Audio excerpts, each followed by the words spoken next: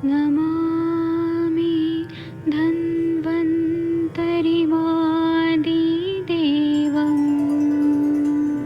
सुरासुरैर्वन्दितपादपद्मम् लोके जरामृत्युनाशं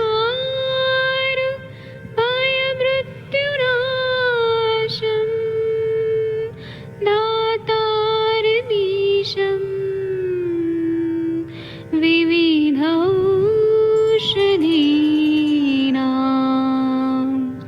शङ्खं चक्रं जलौकां दधतं मृतघटं चारुतोर्भिश्चतुर्भिः सूक्ष्मस्वच्छादिरुद्यं शुकपरिविलसन् मौलिमं भोजनेत्रं कालाम्बोदोज्ज्वलाङ्गं कटितटविलसत् चारुपीताम्बराढ्यं वन्दे धन्वन्तरिन्तं निखिलगदमिव प्रौढदावाग्निनीलम्।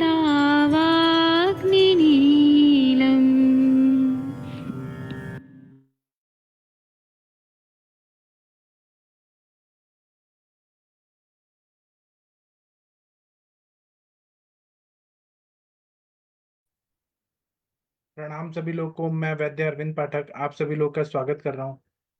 कुछ तो नेटवर्क में प्रॉब्लम हो रहा है, आप लोग को भी हो रहा है क्या? देखिए अनम्यूट हो पा रहा है कि नहीं। मेरे कुछ तो स्क्रीन पे कुछ तो प्रॉब्लम हो रहा है। देखिए अनम्यूट कर पा रहे हैं क्या आप लोग? शशि मैम, यस सर, मैं वही बोल रही थी कि हाँ अनम्यूट हो जा रहा है, बट नेटवर्क इशू है सर। मेरे इधर तो बहुत ज्यादा है, ये कैसे तो हिल रहा है। मेरे यहाँ भी है सर, वाईफाई से चला है फिर चल रहा है थोड़ा सा। जी सर, थैंक यू सर। जी चलिए, सूरज जी आप कुछ बोलना चाहते हैं? शशि मैम आप अभी गई नहीं, वहां पे रुड़की में नहीं है आप? नहीं सर, जाऊंगी। मैं सर वो पूछना था, जो आप हाइट बढ़ाने के लिए चंद्रसूर का यूज करते हैं उसको बताना था सर, प्लीज बता दे। क्या मतलब उसकी कैसे यूज करते हैं चंद्रसूर को। यूज कैसे करते हैं वो बताऊं कि फार्मेकोलॉजी बताऊं? वो कैसे सर काम? दोनों बता दो प्लीज। फार्मेकोलॉजी कल बताऊंगा, और अभी मैं केवल कैसे यूज करना है वो बताता हूँ। 1 किलो लेके आना है चंद्रचूड़ के बीज। सस्ता मिलता है, 200-300 रुपए का मिलता है वो। 1 किलो लेना है और उसको पूरा साफ सुथरा होना चाहिए। उसके 30 भाग कर देना है, और शाम को 7 बजे अंदाज से थोड़ा सा झुक के और उसको निगलना है पानी के साथ। एक भाग को रोज ऐसे 30 भाग, 30 शाम को निगलना है, चबा के नहीं खाना है। और इसका जो फार्माकोलॉजी है ये मैं कल बताऊंगा। तो सर ये तो डोज बड़ी ज्यादा हो जाएगी, 1 किलो के ही तो क्या हुआ? का 30 तो क्या हुआ? नहीं इतना हाइट निगल जब पाएगा इंसान। तो हाइट जब ज्यादा बढ़ जाती है तो अच्छा लगता है ना सबको। जब हाँ हाइट जी कम सर, होती मेरे है, को पता होता तो हम भी अपनी उम्र में खाए होते। आप भी अभी कर और सकते हैं। उसका रिसर्च हुआ है, बहुत सारे लोगों का बढ़ जाता है। कभी भी कोई भी एज में हाइट बढ़ जाता है। ठीक है सर, मैं कराती हूँ फिर। मेरे घर में है तो लोग जिनकी 1-2 इंच हाइट और बढ़ जाए तो अच्छी रहेगी। हाँ, जी सर, थैंक यू सर। और इसमें पूर्णेंदु सर का कुछ और तेल भी कराने की जरूरत है। कुछ गोलियां रहती है और एक तेल रहता है पूर्णेंदु का, वो मैं आपको भेज अच्छा, दूंगा। ठीक है सर, मैं पूछ लेती हूँ घर में जिसको कराना है। हाँ, और जी सर, उसका थैंक यू सर। फार्मेकोलॉजी में कल बताऊंगा। मतलब जी वो सर, हिंदी में मराठी में नोट्स में है। मैं अभी हम्म, बता सकता हूँ, लेकिन वो मैं एक बार पढ़ के बताऊंगा तो वो परफेक्ट रहेगा, क्योंकि रिकॉर्ड होता है ना हाँ यहाँ जी हाँ पे। जी सर। जब रिकॉर्ड होता है तो इधर उधर घुमा फिरा के नहीं बोलना है, एकदम परफेक्ट पॉइंटेड बातें बोलनी होती है। जी मैं सर, जी कल सर। बताऊंगा। जी sir, thank you sir. Thank you ma'am. और किसी को कुछ बोलना है, कोई केस बताना है? यहाँ मेरा नेटवर्क इशू है, मैं अभी शायद गायब भी हो सकता हूँ। नेहा मैम कुछ बोलना चाहती हैं कोई केस के बारे में? डॉक्टर महेंद्र सर आप कुछ बोलना चाहते हैं तो बोल सकते हैं। मोना मैम, आपका पढ़ाई कैसा चल रहा है? सूरज जी बोलिए। हेलो सर, इधर मतलब एक उल्लेख आया था कि काश्यप के अनुसार मतलब तिल द्वारा सिद्ध पेय मतलब प्रवाहिका, रक्तातिसार, रक्त प्रदर और गर्भस्राव में उपयुक्त है। अच्छा। और सर एक सुश्रुत हाँ, सुश्रुत का एक उल्लेख आया था सर कि अवश्यम स्थापनीयाद न अनुवासन कथन च, मतलब आस्थापन करे लेकिन अनुवासन ना करे। ये उन्होंने मतलब उदर प्रमेह कुष्ठ और स्थौल्य में बताया था। सर ये थोड़ा एक्सप्लेन कर सकते हैं क्या आप, मतलब इसका कैसे सोचे? क्या उद्वर्तन का? नहीं नहीं, एक बार फिर से बोलिए, मैं कुछ और काम कर रहा था, फिर से बोलिए, आप क्या बोल रहे हैं? अवश्यम स्थापनीयाद न अनुवासन कथचन, मतलब स्थापन को करे लेकिन अनुवासन ना करे। मतलब ये बस्ती के रिलेटेड ही होगा, मतलब अ, उदर प्रमेह कुष्ठ और स्थौल्य ये व्याधि में उन्होंने कहा है कि स्थापन करे लेकिन अनुवासन ना करे। हाँ, क्योंकि प्रमेह व्याधि है जहाँ पे क्लेद क्लेद बहुत ज्यादा है, उसमें अगर आपने किया, प्रमेह व्याधि में किया, तो वो स्त्रोतोरोध और बढ़ सकता है। ऐसा तेल यूज किया जैसे आपने शीर बलाई किया, धनवंतर किया, चंदन बला किया, तो वो क्या करेगा, ब्रहणीय तेल है, उससे और स्त्रोतोरोध होगा, प्रमेह और बढ़ेगा। संप्राप्ति भंग करने के लिए तो हमें रुक्षण चिकित्सा करना पड़ता है, कफज प्रमेह को अगर ध्यान में रखा तो। इस तरह से उदर रोग है, उसमें आपने तेल का बस्ती दिया तो क्या होगा, वो पानी और बढ़ेगा, असाइटिस और बढ़ेगा, तो उसमें नहीं करना है। इसी तरह से कभी कभी कुष्ठ व्याधियों में भी नहीं करना है, जहाँ क्लेद बहुत ज्यादा होता है, जहां पर भी अभिसंधि गुण से क्लेद बढ़ा हुआ है शरीर में, स्त्रोतोरोध है, वहां पे अनुवासन नहीं करना है, हमें आस्थापन दे सकते हैं कोष्ठ को शुद्ध करने के लिए। कोई भी चीज अग्नि मंद करे वो चीज नहीं देना है, आम बात में भी नहीं देना है हमें। ठीक है सूरज जी? हाँ सर। हाँ। और किसी को कुछ बताना है, पूछना है? प्रशांत भट्ट जी, आपके वो पेशेंट मौसा जी का कैसा हाल चाल है, इम्प्रूवमेंट हो रहा है? शायद प्रशांत भट्ट जी खाना खा रहे हैं। सरिता मैडम जी, आप कोई पेशेंट के बारे में बताएंगी? हेलो सर जी, और एक उल्लेख आया था कि मतलब शारंगधर उत्तराखंड का आया था। तो अभी इसमें क्या बताया है कि कफ रक्त और पित्त विकारों में गंडूश करना चाहिए, मतलब त्रिफला प्लस मधु का। इससे मतलब अच्छा मतलब रिजल्ट आता है। जी। या मतलब ये ग्रंथ के हिसाब से मतलब है, नोट्स कुछ ये मैं पढ़ के बता रहा हूँ सिर्फ। जी। और शारंदर के अनुसार त्रिदोषक त्रिदोषज मुख पाक में दारू हरिद्रा क्वाथ प्लस 1/6 1/6 मधु का ये करना चाहिए, मतलब गंडूश करना चाहिए। जी। ठीक है, अब मैं भी कुछ कुछ बताता हूँ, आप लोग सुनिए। जैसे कि प्लीहा अगर बड़ी है, बहुत ज्यादा स्प्लीनोमेगेली है, तो एक दवाई आता है जिसको हम यवक क्षार बोलते हैं, सर्जी क्षार, सौरवरचल लवण, इसको मिक्स करके इक्वल क्वांटिटी में देना है। और इनको हमें अगर भावना दें नींबू स्वरस की, तो बहुत पावरफुल हो जाता है। एक तो मतलब इसको 12 ग्राम की मात्रा में देना है मैक्सिमम, सुबह शाम, तो इससे प्लीहा रोग ठीक हो जाता है। इसी तरह से अगर पांडु रोग है, तो हम लोग पांडु रोग मतलब खून की कमी है, हमें पित्त का शमन करना है, पित्त का रेचन करना है और खून बढ़ाना है, तो हमें वासा, किरातिक्त, त्रिफला, गुड़ूची, नीम और कुटकी, ये अगर हम लोग 10 या 20 ग्राम तक दें सुबह शाम शहद के साथ, तो इससे पांडु रोग में बहुत अच्छा फायदा होता है। क्योंकि कुटकी जो है वो विरेचन कराता है, पित्त को निकाल देता है, त्रुतोरोध को दूर करता है। वासा जो है यकृत का कार्य अच्छा करता है। किरात तिक्त जो है वो भी तिक्त रस है।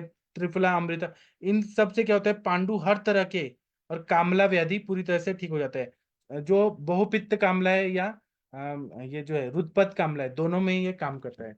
वासा, किरातिक्त, त्रिफला, गुडुचि, नीम और कुटकी। इसी तरह से अगर किसी को जीर्ण ज्वर है, कोई भी कारण से क्रॉनिक फीवर है कंटिन्यू, तो उनको क्या करना है, तिक्ता मतलब कुटकी लेना है, किरातिक्त, धान्य, त्रिफला और शुंठी, इसको लेना है, तो इससे जीर्ण ज्वर और कामला ये पूरी तरह से ठीक होता है। ये सब संस्कृत में बताया है, इन सब का मैं आप लोग को पीडीएफ दूंगा। ऐसे बोला है, तिक्ता किरातकम धान्यम त्रिफला नागरम समाहा त्वातो मदयुक्तो हंति जीर्ण ज्वरम च कामलाम। इस तरह से कामला व्याधि में कुछ और बोला है कि कामला व्याधि अगर है तो उसमें ये लवण भास्कर चूर्ण है, वह अगर दें युक्ति पूर्वक तो बहुत अच्छा फायदा होता है। लवण भास्कर चूर्ण तो बहुत सारे व्याधियों में काम करता है अग्नि को बढ़ाने के लिए। जैसे कि उसमें त्रिकटु, पिपली मूल, इलायची, पंच लवण, जीरक, कृष्ण जीरक, धान्यक, नागकेशर, फिर दालचीनी, खदीर सार, फिर तिंडीडक, समुद्र लवण, ये सब है। इस तरह का लवण भास्कर चूर्ण दे दिया तो अग्नि को बढ़ाता है, पेट में आधमान को ठीक करता है और अग्नि को प्रदीप्त करता है। इसी तरह से हरिद्रा, त्रिफला, दुर्वा, गुडुचि, लौह भस्म और त्रिकटु, इसका प्रयोग करें तो कामला, क्योंकि इसमें लौह भस्म भी है, त्रिकटु भी है, तो यह कामला व्याधि में भी काम करता है, पांडु रोग में भी बहुत अच्छा काम करता है। अब आप लोग कुछ बोलना चाहते हैं, बोल सकते हैं।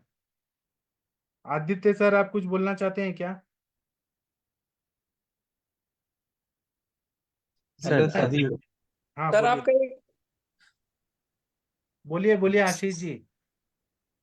सर आपका जो हेमेच्यूरिया पे एक लेक्चर हुआ था तो मैं कुछ बोलना चाह रहा था लेकिन वो हाँ कनेक्ट नहीं हो पाया था मैं। सर हाँ, उसमें जैसे ब्लीडिंग हो रही है यूरिन से, तो चाहे वो स्टोन की ब्लीडिंग हो या किसी और भी रीजन से ब्लीडिंग हो, तो उसमें हम दूध पानी फेंट के देते हैं तो इमीडिएट ब्लीडिंग रुक जाती है। ऐसा मैंने कई पेशेंट्स पे देखा है।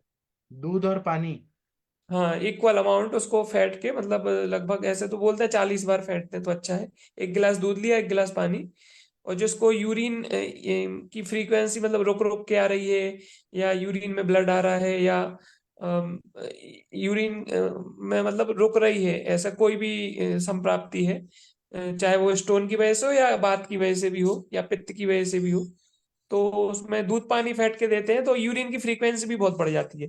जैसे बहुत बढ़िया, कभी कोई दूध पानी पी के सोए बैठ के, मतलब शाम को ले ले, तो उसको नॉर्मल 2 बार जाता है तो 4-5 बार जाएगा वो यूरिन। ये यूरिन की फ्रीक्वेंसी भी बढ़ा देता है। बहुत बढ़िया। सब लोग नोट डाउन कर लीजिए, दूध और पानी देना है फेंट के। बैठ के। और दूसरा सर, एक गोखरू का भी हमने प्रयोग किया है कि यदि किसी को भी ब्लीडिंग आ रही है, गोखरू का काढ़ा देते हैं तो इमीडिएट बंद हो जाती है ब्लीडिंग।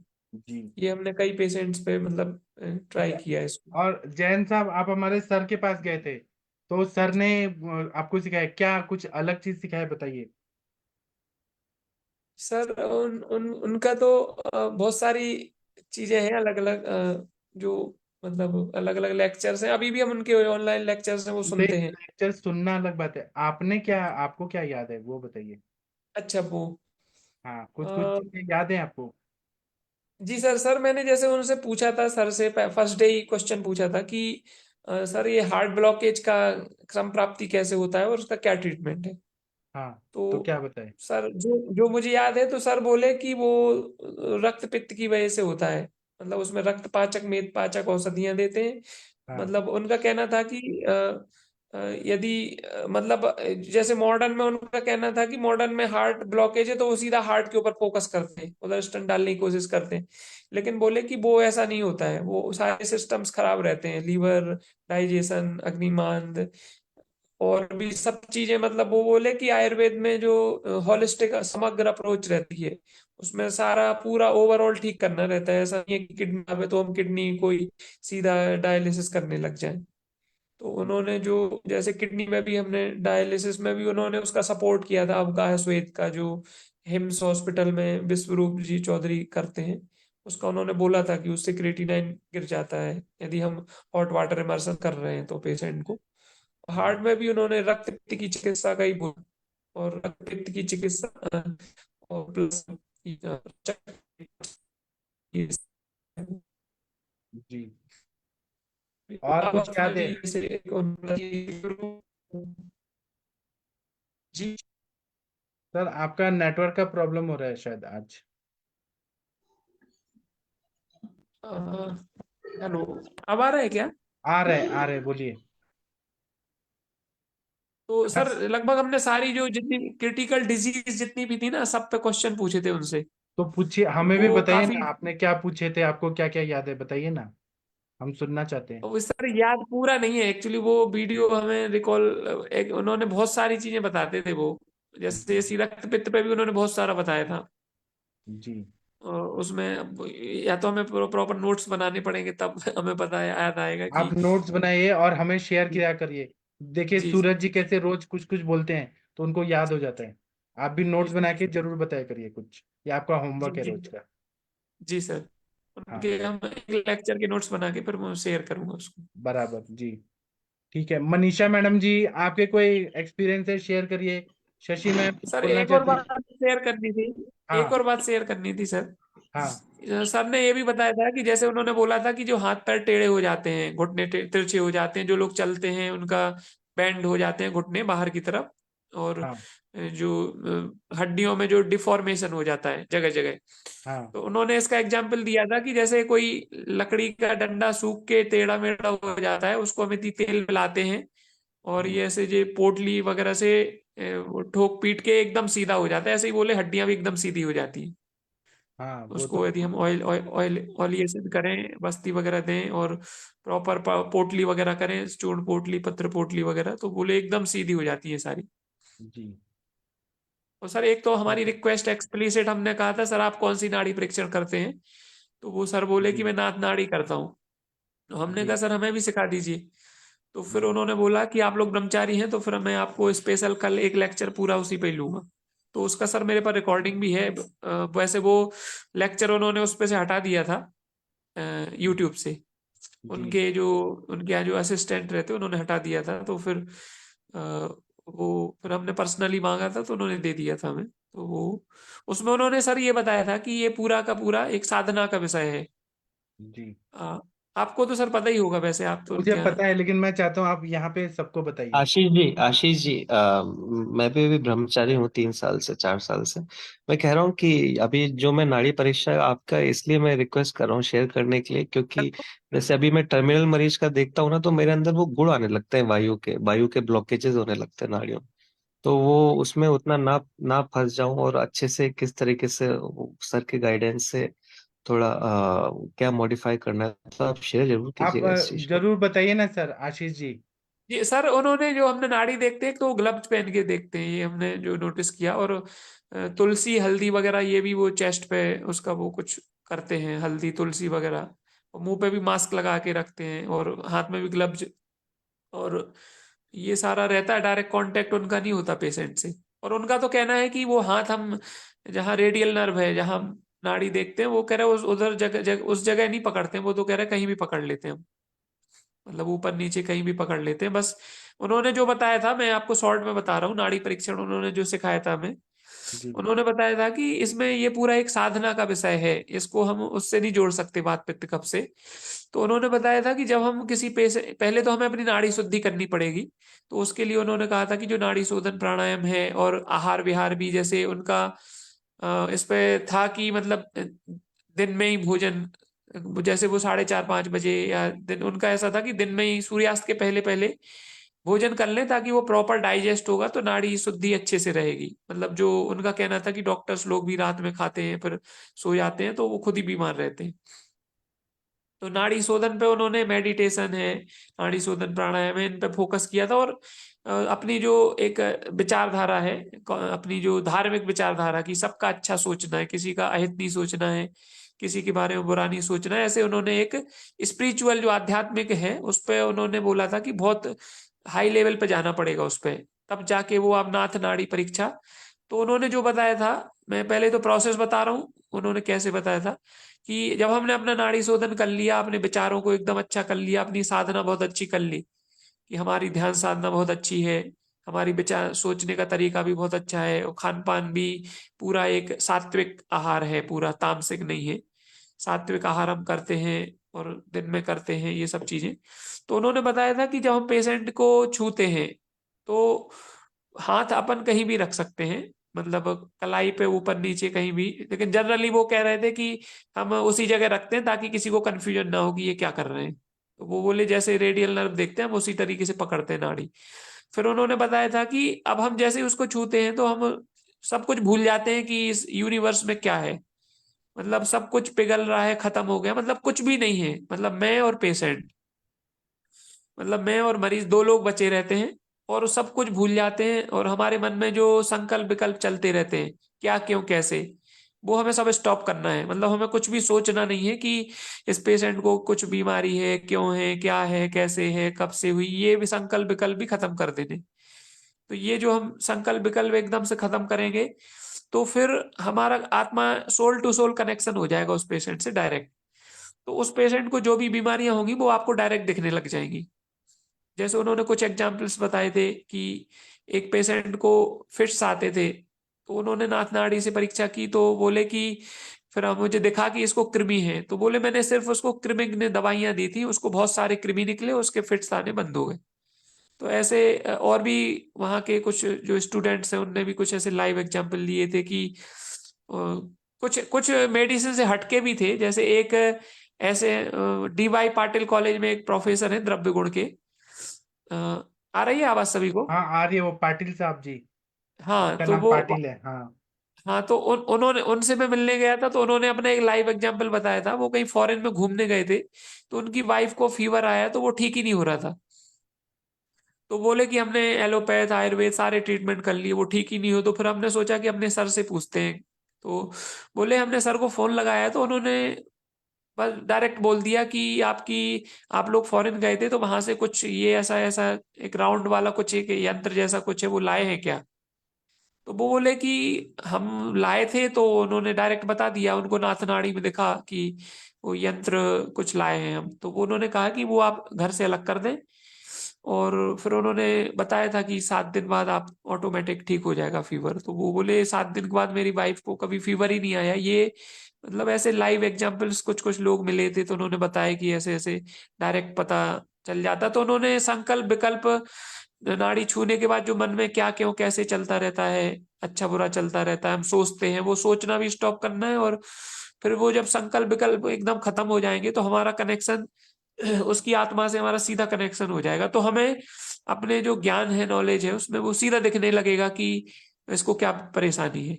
वो हमारे ज्ञान में दिखेगा, और औषधि भी उसी समय दिखेगी कि इसको देना क्या है। तो वो ये बीमारी भी दिखती है, औषधि भी दिखती है।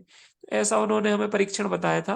तो उन्होंने कहा था इसका आप अभ्यास करें, और अपनी साधना भी बढ़ाएं, अपनी आध्यात्मिक साधना, मेडिटेशन और नाड़ी शुद्धि, ये सब चीजें जब आप पीक पे ले जाएंगे, तो फिर आपको डायरेक्ट दिखने लग जाएगा। बीमारी भी दिखेगी और दवाई भी उसी समय दिखेगी कि क्या देना है। और वहां हमने उनका डायग्नोस करने का तरीका भी देखा था अंदर, जहां वो देखते हैं तो वो आंख बंद करे रहते हैं वो, और दवाइयां भी वो आंख बंद करके ही बोलते हैं। मतलब बीमारी भी बोलते हैं और दवाइयां भी बोलते हैं। तो ऐसा, ये मैंने बहुत ब्रीफ में बताया उनका। वैसे मैं शेयर कर दूंगा वो लेक्चर उनका, लगभग होगा लगभग 40-45 मिनट का तो था वो लेक्चर। अभी भी मेरे पास है, मैंने उसकी ग्रुप में एक, शेयर कर सकते हैं। हाँ, ग्रुप में मैं भेज दूंगा। मैंने उसको एक कट करके वीडियो को, 35 मिनट की क्लिप है, वो मैं भेज दूंगा ग्रुप पे। जी। उसमें उन्होंने 2 लाइव एग्जांपल और बताए थे कि बोले जब मैंने ये सीखा था अपने गुरु से, तो मेरे गुरु ने कहा, तो फिर मैंने सोचा कि ये तो मेरा पूरा आयुर्वेद का, उन्होंने बोला कि आयुर्वेद का तो मटिया मैट हो गया, क्योंकि मुझे वात पित्त कफ तो देखना ही नहीं है। तो जब गुरु ने बताया, तो मुझे लगा कि मेरा तो ये पूरी पढ़ाई बेकार हो गई, क्योंकि ये तो कह रहे हैं कि साधना से देखना है आपको, वात पित्त कफ देखना ही नहीं है। तो बोले मैंने उसको इग्नोर कर दिया। तो वो बोले कि गुरु का किस लेवल तक हम अपमान कर सकते हैं, वो मैंने किया था। तो बोले 4-5 साल तक तो मैं कुछ करता ही नहीं था, मतलब वो गुरुजी ने बता दिया था, मैंने सुन लिया था। लेकिन बोले फिर 5 साल बाद मुझे एक पेशेंट आया, तो उसको लीवर कैंसर था, और मॉडर्न मेडिकल साइंस ने उसको मना कर दिया था कि घर ले जाओ, ये बचेगा नहीं। तो फिर बोले, मैंने सोचा कि अब ये ठीक तो होना नहीं है, तो अब गुरुजी की नाथ लाड़ी लगा के देखते हैं कि क्या बीमारी है और क्या इलाज है। तो वो बोले कि मैंने पहली बार 5 साल बाद वो नाथ नाड़ी लगाई, तो मुझे उसमें एक जो कछुए का कवर होता है और एक पटोल, कुछ ऐसे उन्होंने बोला था कि वो नाथ नाड़ी में दिखा कि ये उसको घिस के दे दो। तो वो बोले कि मैंने वो उसको बता दिया। अब वो बोले कि मॉडर्न मेडिकल साइंस ने बोला था मर जाएगा। तो फिर बोले मैंने पूछा भी नहीं, कोशिश भी नहीं की, क्योंकि मुझे तो यही था कि वो मर जाएगा, तो मैंने पूछा ही नहीं उससे। उसके दवाई बताने के बाद भी नहीं पूछा कि तुम्हें क्या हुआ, ठीक हुआ कि नहीं। बोले मैंने तो सोचा था मर ही जाएगा ये। लेकिन बोले वो 4-5 साल बाद मेरे पास आया, दिखा मुझे। तो वो बोले कि मैंने उसको आश्चर्य हुआ कि ये जिंदा कैसे, इसको तो कैंसर था, लीवर कैंसर। तो वो बोले कि आपने जो बताया था वो कछुए का वो कवर का और वो जो एक कोई पत्र थे वो घिस के खाना है, तो बोले उसके बाद मैं ठीक हो गया था। तो ऐसे उन्होंने कुछ एग्जाम्पल्स बताए थे कि ऐसे ऐसे मुझे बीमारी और दवाइयां दोनों दिखती हैं नाथ नाड़ी में। तो साधना उन्होंने डायरेक्ट बोला था कि ये बात पित्त कफ का विषय नहीं है, ना इससे जोड़ के देखा जाए इसको, ये पूरा साधना का विषय है। और संकल्प विकल्प का तो इम्पोर्टेंट उन्होंने बोला ही था कि वो स्टॉप करना है जिस समय हम देख रहे हैं, वो फिर अपन को डायरेक्ट दिखेगा बीमारी और इलाज। तो ये उन्होंने प्रैक्टिस के लिए भी बोला था कि इसका आप अभ्यास करेंगे तो धीरे धीरे दिखने लग जाएगा वो। जी बहुत अच्छा। आप इसका वीडियो भेज दीजिएगा सर, जी सर, मैं इससे उसका लोगों को थोड़ा डायरेक्शन मिलेगा साधना करने का सब। जी थैंक यू। जी सर, मैं उसका क्लिप भेजता हूँ। हाँ शशि मैम, आपने लिखा है कि आप कुछ बोलना चाहती हैं। शशि तिवारी मैडम जी। हाँ जी सर, गुड इवनिंग सर। हाँ, मैं एक एक्सपीरियंस शेयर करना था। हाँ तो सर, मेरे एक पेशेंट हैं, उनको नमनेस वगैरह की प्रॉब्लम थी काफी टाइम से। 75 से ऊपर की एज है सर की। मतलब काफी सालों से, हालांकि वो डिप्रेशन के पेशेंट थे, अब छूटा है उनका, मेडिसिन वगैरह एलोपैथी में ट्रीटमेंट लिया था। हाई बीपी वगैरह के पेशेंट थे। जैसे एक बार मैंने बहुत पहले शेयर किया था, उनका जब योगा वोगा करना शुरू किया था तो मैंने उनकी काफी मेडिकेशन हटवा दी थी, बहुत कम पर रह गए थे। तो फिर बीच में लॉकडाउन में वो नहीं आ रहे थे, तो फिर खाना पीना पड़ा था। हालांकि अभी भी उनकी मेडिसिन से पहले से काफी कम चलती हैं। तो उनको नमनेस थी, तो सर मैं उनको बार बार बोलती थी कि सर अपना मसाज खुद से करिए, नमनेस चली जाएगी। तो फिर वो नहीं करते थे, कुछ नॉर्म्स की वजह से, कि घर पर करूंगा तो बिस्तर उस्तर गंदा होता है ना, ऑयल लगता है, कुछ लोग बहुत सेंसिटिव होते हैं इन सब चीजों को लेकर के। तो मैंने उनका मतलब पादाभ्यंग किया मर्म के साथ में। मतलब जो 3-4 मर्म है, क्षिप्र मर्म, कुर्च कुर्च सिर मर्म, और उसके क्या बोलते हैं, तल हृदय मर्म, पैर के जो चारों हैं। मेरी आवाज आ रही है ना सर? आ रही है, आ रही है। हाँ, चलो, मेरे घर में मैं साथ में रोटी बना रही थी, तो उसमें फिर मतलब इन चीजों के साथ किया। तो सर 2 ही दिन के बाद में, और उस पैर में, मतलब उनके दोनों पैरों में सर सेंसेशन भी नहीं था, कुछ भी पता नहीं चलता। तो फर्स्ट डे जब मैंने पादाभ्यंग के लिए पैर को हाथ लगाया, तो बॉडी के टेम्परेचर और पैर के टेम्परेचर में समझ लीजिए कम से कम 15-20 डिग्री का फर्क था। मतलब ठीक ठाक वेदर अभी 4-5 दिन पहले से यहाँ आ चुका है। तो उस वक्त बिल्कुल चिल्ड पड़ा हुआ था, जैसे लग रहा था पता नहीं दिसंबर जनवरी की ठंड में भी इतना ठंडा पैर न रहे, और थोड़ा सा ब्लूइश कलर था। तो जब मैंने फर्स्ट डे किया तो जितने टाइम किया उतने टाइम तक ठीक था, मतलब थोड़ा सा फिर मुझे लगता है फिर ठंडा हो गया। फिर सेकेंड डे किया तो थोड़ा गर्म हुआ। थर्ड डे करने के बाद में मतलब अब पैर में टेम्परेचर भी आ गया है, मतलब उसका जो है एक नॉर्मल सा फीलिंग आ रही है। अभी भी ये है कि बिल्कुल बॉडी के साथ नहीं हुआ है, थोड़ा सा एंकल जॉइंट से ऊपर जाएंगे तो टेम्परेचर में उनके बहुत क्लियर कट जो डिफरेंस था वो चला गया है। और सर उनकी नंबनेस लगभग चली गई है, और उनको सेंसेशन भी आ गया है। तो मतलब मेरा कहने का मतलब है कि पादाभ्यंग छोटी सी चीज है, और ज्यादा दिन नहीं किया है। 15-20 मिनट की, 25 मिनट की डेली की सिटिंग रही है, और 3-4 दिन में ही ये चीजें आ गई हैं। तो नॉर्मली हम लोग समझते नहीं है, अगर पादाभ्यंग पेशेंट का करते हैं, कभी भी नमनेस वगैरह की है, हालांकि जो भी पेशेंट इस तरह के रहते हैं कहीं पर भी नमनेस की कंप्लेन करते थे, तो मैं हर पेशेंट को बोलती थी आप कर लो। पहली बार हुआ कि मैंने खुद ही किया, वो एजेड है तो थोड़ा सा मैंने कहा चलो फादर फिगर टाइप के है, मैं करती हूँ अपने हाथ से, क्योंकि मर्म वगैरह स्टिमुलेट करेंगे। तो बहुत बढ़िया रिजल्ट है सर। मैं बनाऊंगी उनका वीडियो भी, तब भेजूंगी। कल एक बार और करूंगी, क्योंकि मैंने उनको बोला था कि 6 या 7 बार ही मैं करूंगी, उसके बाद आप खुद से करेंगे डेली, भले सेंटर आ करके करिए। तो और पादाभ्यंग के लिए पता नहीं क्या मुझे उनका ख्याल है। जी जी। शशि मैम का आवाज चला गया। आवाज आ रही है? शशि मैम आपकी आवाज नहीं आ रही है। तो फिर मुझे लगा नहीं कि आ मैं, रही सर। हाँ क्या हुआ, मेरी आवाज नहीं आ रही है? नहीं, अभी 2 मिनट से नहीं आ रही थी। पादाभ्यंग तक सुनाई दिया, बाद में नहीं आ रही है। अच्छा, एक्चुअल में यहाँ पर भी हो रहा है। तो अभी आ रही सर आवाज? अभी आ रही है, अभी आ हेलो, रही है। हाँ आ रही है, बोलिए। अभी आवाज आ रही है मेरी? हाँ आ रही है। शशि मैम तक हमारी आवाज नहीं जा रही है, ना उनकी इधर आ रही है। कुछ तो नेटवर्क पता प्रॉब्लम चल है। रहा है।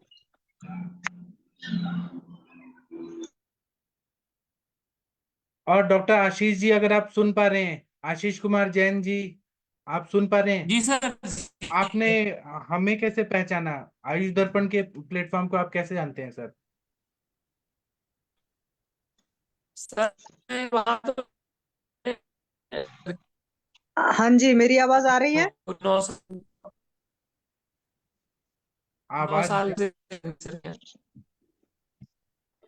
क्या आशीष जी क्या बोल रहे हैं आप? आवाज मैं वहां पर जमदंगनी सर है, अमृता जैन, अमृता मैडम है वहां पर। हाँ हाँ हेलो।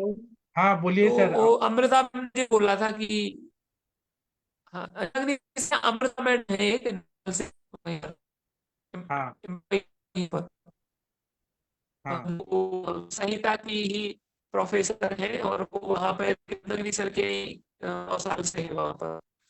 तो उन्होंने मुझे बोला कि दर्पण आपको पूरा सुना कर उस पर काफी अच्छा है हर इंडिविजुअल टॉपिक्स स्ट्रेंथन करने के लिए। तो अमृता मैडम ने मुझे आयुष दर्पण का बोला था, तो मैं फिर आयुष दर्पण के सुनता था लेक्चर। तो तो फिर मेरे साथ आप जो मेरे साथ जो मनीष जी है आईटी, वो उन्होंने मुझे बोला कि ये ज्वाइन करना है संभाषा। तो तो सर फिर मैंने ज्वाइन किया। आशीष जी आपको यहाँ आके ठीक लग रहा है क्या? आपको जो चाहिए था आपको मिल रहा है नॉलेज? आशीष सर जी आपका। एक्शन सर मेरे यहाँ तो सर नेटवर्क फुल है एकदम 5G। मुझे लग रहा है आपके यहाँ पर वीक है फिर। हाँ हाँ, तो आपको जो मेरे चाहिए यहाँ था पे वो मिल रहा है? नॉलेज जो चाहिए था, जो चीज के लिए आए थे, वो मिल रहा है आपको? हाँ सर, मुझे बस एक ही जो इसमें जो सजेशन है हाँ कि जैसे जो जितने भी लेक्चर्स होते हैं एक महीने में मार्च में जैसे, तो उनकी लिंक्स है ना किसी एक्सेल शीट में या किसी डॉक्यूमेंट में, जैसे किसी का मिस हो जाता है या किसी को रेफर करना है दोबारा से क्या बताया था, तो सर वो लिंक्स है ना एक डॉक्यूमेंट में स्वप्निल सर के पास रहती हैं, तो डेली की लिंक्स उसमें स्टोर रहे डेट वाइज, सुबह दोपहर मतलब सुबह शाम तो रात वाली। इसके लिए तो आपको स्वप्निल जी से बात करना पड़ेगा। स्वप्निल जी सॉफ्टवेयर इंजीनियर हैं, वही ये सब कर सकते हैं सर। नहीं सर, जैसे लिंक आज जो 3 लेक्चर हुए उनकी लिंक्स उनके पास रहती हैं, बस उसको एक एक्सेल शीट में कॉपी कर दे जाए तो वो लास्ट में शेयर कर देना। तो किसी का मिस हो जाता है लेक्चर है, किसी को द्वारा रिवीजन करना है कि क्या बताया था, तो वो उससे अभी क्या हो रहा है कि हम सुनते जाते हैं, लेकिन वो उसका प्रॉपर डॉक्यूमेंटेशन नहीं है कि हमें तो दोबारा से इसके उस लिए लेक्चर पे आप जाना है। स्वप्निल जी को फोन करिए। आपके पास नंबर है क्या? स्वप्निल जी हाँ को वो मैसेज ग्रुप। करिए, फोन करिए, वो करके दे हाँ देंगे एक्सेल में। सर ये तो बिल्कुल सिंपल है कि डेली की लिंक्स बस एक हाँ, उसमें लेकिन कॉपी कौन करनी है। करेगा? कौन करेगा? हमें नहीं आता इतना टेक्नोलॉजी, हमें नहीं आता। या तो सर आप कर टेक्नोलॉजी सकते कुछ हैं। नहीं, मैं कर दूंगा सर, लिंक्स कोई दे तो दे कि भाई ये आज के 3 लेक्चर्स की लिंक है, बस मैं एक एक्सेल शीट में कॉपी कर दूंगा, तो कॉपी ये पेस्ट ही तो स्वप्निल करना है। जी से ही बात करके आप एक्सेल बना के दे दीजिए सर। मैं वही बोल रहा हूँ, स्वप्निल जी ही दे सकते हैं। हाँ बस लिंक मिलती जाए ना तो मैं तो वो सीट बना के तो मैं दे दूंगा मंथ एंड में। हाँ, तो आप प्लीज यही काम करिए, स्वप्निल जी से बात करिए। 1 तारीख से 30 तारीख तक पूरा चाहिए हमें, दे देंगे वो। हाँ ठीक है। आप लोग सजेशन भी देते जाइए। हाँ शशि मैम, क्या बोल रही थी आप? हाँ सर, मेरी आवाज अभी आ रही है? अभी आ रही है, बोलिए मैम। हाँ हाँ जी सर, मैं वही कर रही थी कि मुरिवेन्ना ऑयल से सर मैंने किया था उनका पादाभ्यंग। मेरे को था कि कुछ भी अंदर इंटरनल इंजरी वगैरह होगी तो सारी कवर हो जाएगी, और मेरे को वो आया और उससे मैंने मुरिवेन्ना से ही किया सर। विद इन 3 सिटिंग ही मतलब सेंसेशन भी आ गया, जो नमनेस वगैरह थी वो भी चली गई, और पैर का जो कलर था, टेम्परेचर था, वो सारी चीजें चेंज हो गई सर। तो बहुत बढ़िया रिजल्ट मिला मुरिवेन्ना ऑयल से सर। जी सर, थैंक यू सर। मेरी आवाज फिर नहीं सुनाई दी? आ रही है। सूरज जी कुछ बोलना चाह रहे थे, सूरज जी, आशीष जी। सर एक और बात बोलना थी मुझे। हाँ बोलिए। सर जो हेमेचूरिया का लेक्चर हुआ था जिससे जैसे यूरेटर में स्टोन फंस जाता है, मतलब ब्लेडर के पास जाते कहीं भी या ब्लेडर में उधर फंस जाता है स्टोन, उसमें सर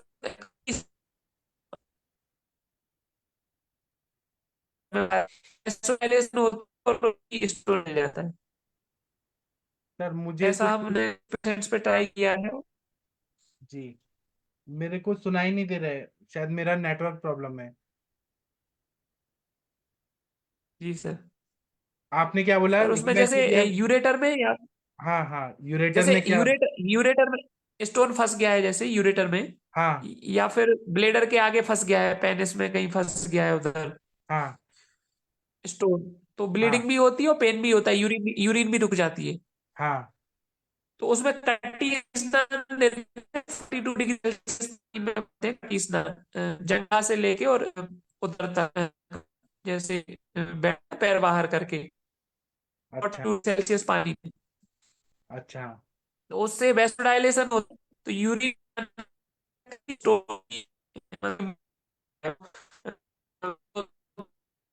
यूरिन ये पेन भी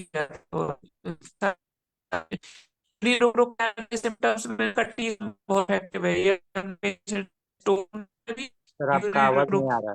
उसमें एक सर आपका आवाज कट रहा है, शायद नेटवर्क का प्रॉब्लम हो रहा है, कुछ सुनाई नहीं दे रहा है, पता नहीं क्यों, क्या हो गया, किसी को नहीं समझ आ रहा है, बस ये समझ आ रहा है कि हम मेरे हिसाब से सेशन बंद कर देते हैं आज, क्योंकि कुछ समझ ही नहीं आ रहा है, सब गड़बड़ हो रहा है। सर मैं 1 मिनट हेलो पूछ सर। दूं क्या? हाँ पूछिए। हाँ, मेरे एक पेशेंट है अभी, यहाँ की मेरी पेशेंट शादी होके पुणे में गई, शिवाजी नगर में रहती है, महाजन बोल के है, तो उनको नजदीक कौन डॉक्टर है आयुर्वेदिक? अभी मैं ऐसे नहीं बता पाऊंगा, मेरे पास भेजिए ना, मैं ठीक कर दूंगा। वो मैं बोल दिया तो उसका हस्बैंड बोल रहा है कि बहुत दूर है, 45 किलोमीटर है लंबा, तो बात नजदीक का कोई हो तो ऐसे बोल मैं दीजिए। नहीं बता सकता हूँ, मुझे उतना नहीं नॉलेज है। मैं आयुष ओके दर्पण के सभी को जानता हूँ, बाकी लोग को नहीं जानता हूँ। ओके ओके ओके, ठीक है। ठीक है, hello thank you sir. Ma'am. हाँ बोलिए। हेलो सर, ये मतलब चरक चिकित्सा शोध अध्याय में एक उल्लेख आया है कि शुद्ध शिलाजीत और त्रिफला क्वाथ का अगर हम इस्तेमाल करते हैं तो त्रिदोषज शोध के लिए मतलब बहुत उपयुक्त है। तो ये आपने मतलब कभी प्रयोग करके देखा है क्या? हाँ हाँ मैंने यूज सर। किया है। हाँ सर। हाँ सर। हाँ बताइए मैम, मनीषा मैम बताइए। हाँ सर, इसको जैसे किडनी के पेशेंट को भी देते हैं, त्रिफलाक्वाथ और शिलाजीत और गोमय के साथ मिला करके। मैं कई बार इसको प्रयोग की हूँ, और फाइब्रॉइड वाले पेशेंट को भी प्रयोग की हूँ मैं, जिसे हम मेदोपाचक देते हैं।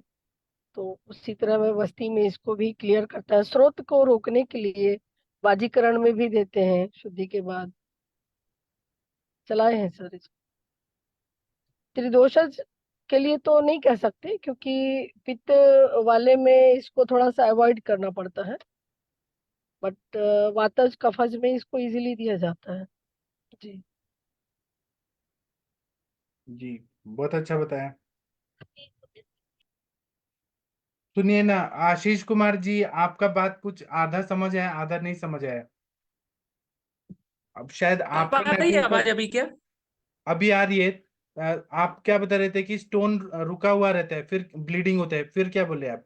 हाँ, यूरेटर में या ब्लेडर के आगे, ब्लेडर में भी कहीं रुका हुआ हो, यूरिन रुक गई हो, यूरिन नहीं आ रही हो और हाँ पेन हो रहा हो स्टोन का, तो उसमें कटी स्नान 42 डिग्री सेल्सियस पानी में, एक टब में पानी भर के गर्म पानी में बिठाते हैं, कटी स्नान जो होता है प्रोसेस, हाँ तो उससे वैसोडाइलेशन होता है गर्म पानी में बैठने से, तो उससे वो स्टोन भी निकल जाता है, वैसोडाइलेशन से वो आगे खिसक जाता है और यूरिन यूरिन भी खुल के आने लग जाती है। हाँ उसको अवगाहन श्वेत बोलते हैं ना। चलिए ऐसा हमने कुछ पेशेंट्स चलिए, पे ट्राई किया है, आए हैं उधरी से, चलिए।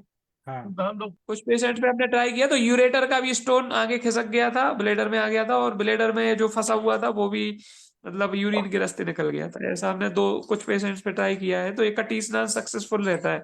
जी टेम्परेचर 42 डिग्री सेल्सियस रखते हैं, जी बहुत अच्छा और बताया। मेडिसिन तो सपोर्ट में रहती है, सपोर्ट में रहती है। जी सर आप ये मतलब लिख के ग्रुप पे सेंड कर दीजिए थोड़ा हाँ कुछ आशीष पॉइंट। जी, आप ग्रुप में सेंड और कर सर दीजिए। एक, जी जी सर, हाँ और बताइए सर बताइए आशीष जी। एक और एक्सपीरियंस है सर। हाँ एक क्रॉनिक अर्थराइटिस का पेशेंट था, उसको मतलब वो एम्स वगैरह मॉडर्न के सारे हॉस्पिटल्स में भी वो दिखा चुका था, और वो आयुर्वेद में भी सब जगह ट्रीटमेंट ले चुका था। आयुर्वेद में हो सकता है उसने अच्छी जगह ना लिया हो, तो वो मॉडर्न सारे लेता था, उसकी हड्डियों में इंजेक्शन लगते थे पेन के, इतना पेन होता था उसे। तो सर उसको, लेकिन 4-5 साल ट्रीटमेंट लेने के बाद वो इंजेक्शन भी असर नहीं करते, इतनी बुरी हालत हो गई थी उसकी। और वो सिर्फ 18-19 साल का था, आईआईटी की तैयारी कर रहा था एक लड़का। तो सर वो मुझे मेरे कैंप में मिला था एक, तो कैंप में वो दिखाने आया था, और वो बहुत बड़ी फैमिली से भी था। वो बोले कि हम इसको सारे बड़े ट्रीटमेंट करा चुके हैं लेकिन ये ठीक नहीं हो रहा है। तो सर मैंने उसको, जो विश्वरूप रॉय चौधरी बताते हैं, हॉट वाटर इमर्सन, एक टब में हमने सर उसको 42 डिग्री सेल्सियस पानी रख के और उसको उसमें बिठाया। और वो सर बोलते हैं 4 घंटे के लिए बिठाना है, वो किडनी पेशेंट के लिए भी बोलते हैं, और क्रॉनिक अर्थराइटिस पेशेंट या पेन के पेशेंट को भी बोलते हैं वो उसमें 2 से 4 घंटे 42 डिग्री सेल्सियस में बैठने के लिए, 40 से 42। आवाज आ रहा है सभी को? हाँ जी, आ रहे हैं, आ रहे हैं, अच्छा बता रहे हैं आप। जी जी, तो बता सर रहे मैंने हैं। उस पे वो ट्राई किया था पहले। हाँ जी,